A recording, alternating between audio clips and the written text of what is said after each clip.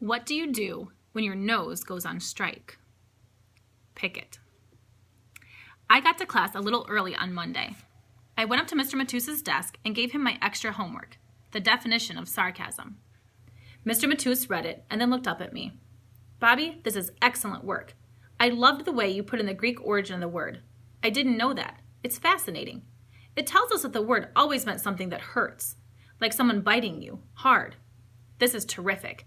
Do you understand why I don't like the sarcasm? Yeah, I guess so, because it's mean. Exactly. It's almost always directed at somebody else. I've always thought the funniest people tell jokes on themselves. So you really mean I did okay? The spelling wasn't crummy? Mr. Matus smiled. You just made a pun on the word mean. That was very clever. You did misspell a couple of words. He got out a red pen. Here and here. But this was a great effort. Keep up the good work. I kind of bounced back to my desk. I don't often hear words like great effort, good work. They have their own kind of cool sound to them, and the good feeling lasted most of the day. I had made plans with Janine to work on some of the details for the laugh-off after school. We've got a lot to do, I reminded her as we walked down the steps of the school. The date is less than 3 weeks away. Dr. Deal will kill me if I screw up. Unfortunately, Willie overheard us. A date! I knew you two were dating. I just didn't know you needed permission from the principal. Hoo-ha! We're not dating, you jerk, said Janine. I was glad she called Willie a jerk, but she didn't have to sound like a date with me would be like going out with a lower life form. Willie, I said, remembering a joke that Jimmy had told me, I heard you almost had a date once, but she chewed off her leg and escaped. You both are disgusting, said Janine. I hope you aren't going to let jokes like that in the laugh-off. What laugh-off? Asked Willie. That thing you talked about in class, between the teachers and the kids? I nodded. We're actually going to have one, on April Fool's Day. It'll be a joke contest between the teachers and the kids. Cool, said Willie. I'll enter. I've got a ton of jokes.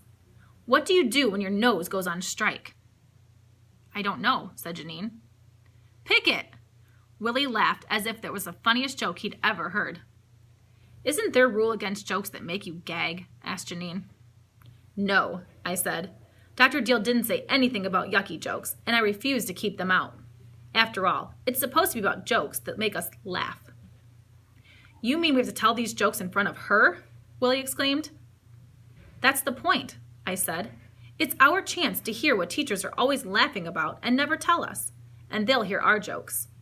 Then the funniest kid and the funniest teacher face off against each other. Whoever gets the most laughs wins. I couldn't believe how real the laugh-off had begun to seem. I've got another one, said Willie. It's not dirty, just disgusting. What's the difference between boogers and broccoli? Janine shrugged her shoulders. I don't know. Kids don't eat broccoli, said Willie. I laughed. That's pretty funny. Hey, Bobby, said Willie. Look who's waiting for you. I looked across the street. Jimmy was leaning against the wall, smoking a cigar. He took a big drag, then exhaled, letting out a stream of smoke. Janine and I walked across the street. Jimmy held out his hand for a high five. Aren't you glad to see me? Hi, Janine. Janine held her nose. That cigar stinks, she whispered to me. I slapped Jimmy's palm. I'm glad to see you, I said. I just wasn't expecting you. Well, I was just thinking about my little brother. I knew you'd be getting out of school. Excuse us, Janine. I've got an idea I want to talk to Bobby about. Bobby and I have to design the flyers for the laugh-off on my computer, said Janine. What's a laugh-off? Jimmy asked. It's Bobby's idea, said Janine.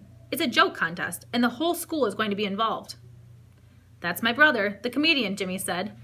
He sounded proud. He blew a little cigar smoke my way. I tried to wave the smoke away. That does stink, I said. Janine nodded her head. You just don't know quality, said Jimmy.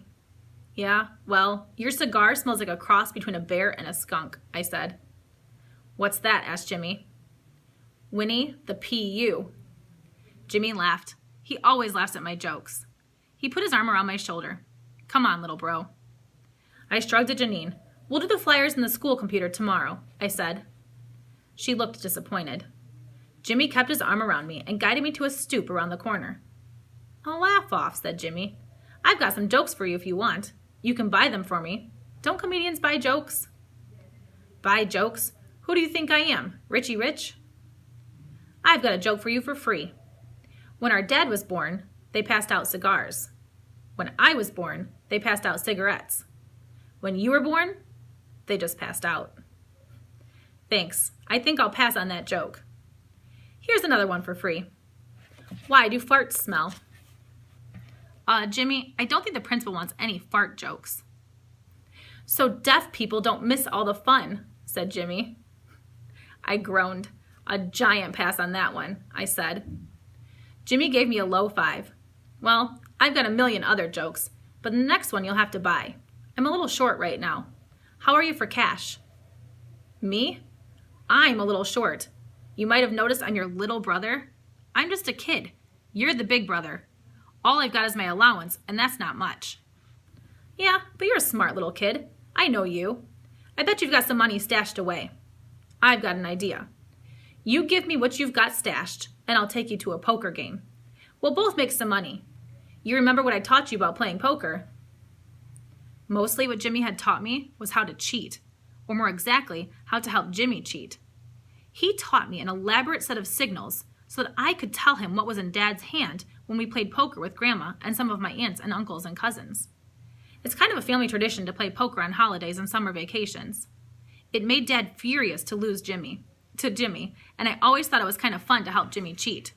But not that much fun. I never got to win, only Jimmy. I'll tell you what, said Jimmy. Tomorrow, cut school. I can get you into a poker game.